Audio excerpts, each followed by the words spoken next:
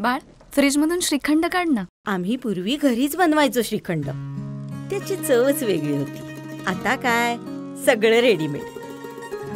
आजी, हे श्रीखंड खाऊन बघ.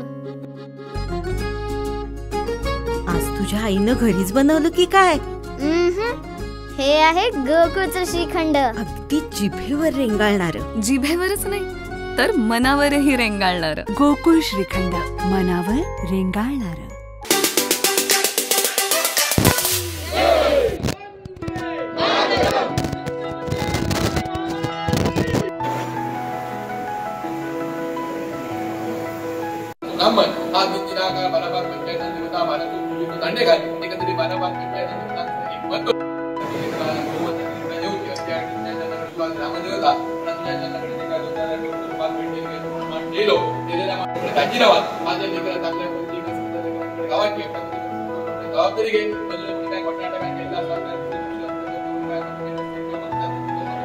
त्यामध्ये आपला घडा जेवता अशा पद्धतीने जबाबदारी घे.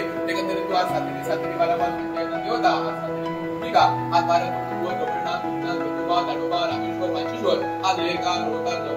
नमस्कार. भारतीय जनता पार्टीने नेतृत्वाने माझ्यावर परत एकदा विश्वास दाखवला आणि मला नगराध्यक्षपदाची उमेदवारी दिली.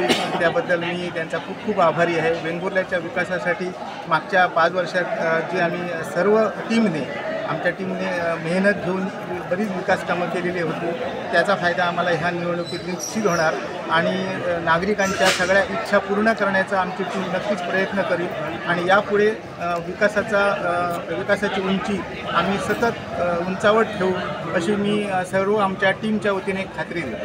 धन्यवाद. भारतीय जनता पार्टीच्या वतीने वेंगुर्ला नगर परिषदेच्या निवडणुकीसाठी नगराध्यक्षपदाचे उमेदवार म्हणून सन्माननीय माजी नगराध्यक्ष राजनजी गिरप भारतीय जनता पार्टीच्या वतीने आज उमेदवारी अर्ज दाखल करत आहेत.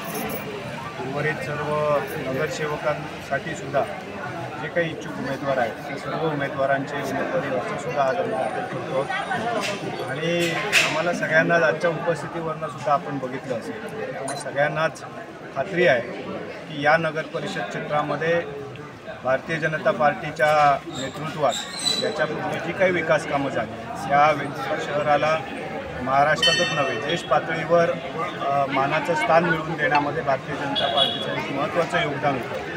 सन्माननीय नारायणराव राणेसाहेब असतील, सन्माननीय रवींद्रजी चव्हाण साहेब असतील आणि आता पालकमंत्री म्हणून नितेशजी राणेसाहेब असतील, ही सर्व मंडळी कायमच या वेंगुर्ल्यावर त्यांनी आपलं आशीर्वाद ठेवले, त्यांनी उत्तम माप दिले आहे आणि म्हणून पुन्हा एकदा आम्ही भारतीय जनता पार्टी म्हणून जनतेमध्ये जाणार आहोत की या वेंगुर्ला शहराला या पुढच्या काळामध्ये सुद्धा त्याच्यापेक्षा वरच्या उंचीवर घेऊन जाण्यासाठी आम्हाला पुन्हा एकदा संधी द्यावी आणि आम्हाला खात्री आहे की या वेंगुर्लावासीय निश्चितपणे भारतीय जनता पार्टीला घवघवीत अशा प्रकारचं यश या निमित्ताने प्राप्त करून देतील.